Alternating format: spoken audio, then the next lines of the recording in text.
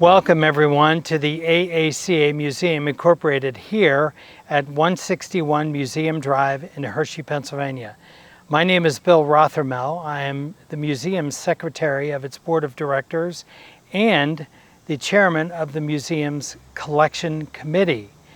Our collection is comprised of over 300 vehicles, including cars, trucks, buses, motorcycles, bicycles, literally anything with wheels.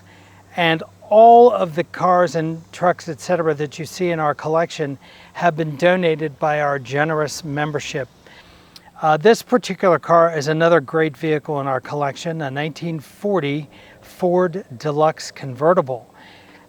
It's really kind of important to talk about really two factors when it comes to this car. The fact that it's a V8 engine and the fact that it has this wonderful styling that you see here. This car is painted Mandarin Maroon, which was a stock factory Ford color at that particular time. And the styling largely mimicked that of the Lincoln, Ford's larger brother. The reason that was that Henry Ford had the good sense to put his son in charge of styling at Ford Motor Company. He was a very pragmatic individual. He did not have a lot of flash and flair. On the other hand, his son Edsel did. He had great styling, a great style, and along with a gentleman by the name of Bob Gregory, who was hired like Harley Earl was at GM as their director of design, the two really went about styling the Ford automobile and making the Ford much like a junior Lincoln, starting in really the late 1920s, really the early 1930s, I shouldn't say, excuse me, late 1920s, really in the early mid-30s to 1940, Ford really was the style leader amongst all the manufacturers. In addition to that, this car had a V8 engine while its competitor Chevrolet had a six-cylinder.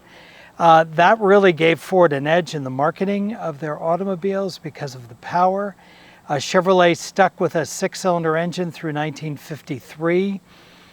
Ford introduced their first V8 in 1932, and very simply they advertised why a six-cylinder when you can have a V8, selling the additional power of the automobile to the American public.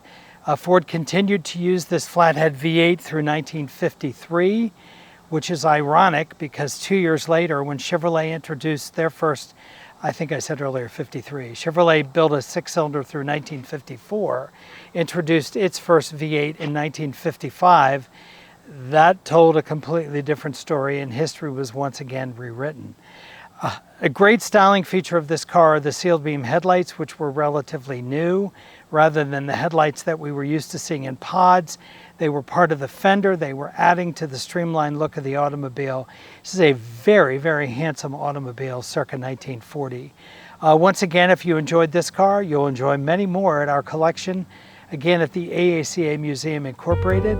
You can check us out online at www.aacamuseum.org.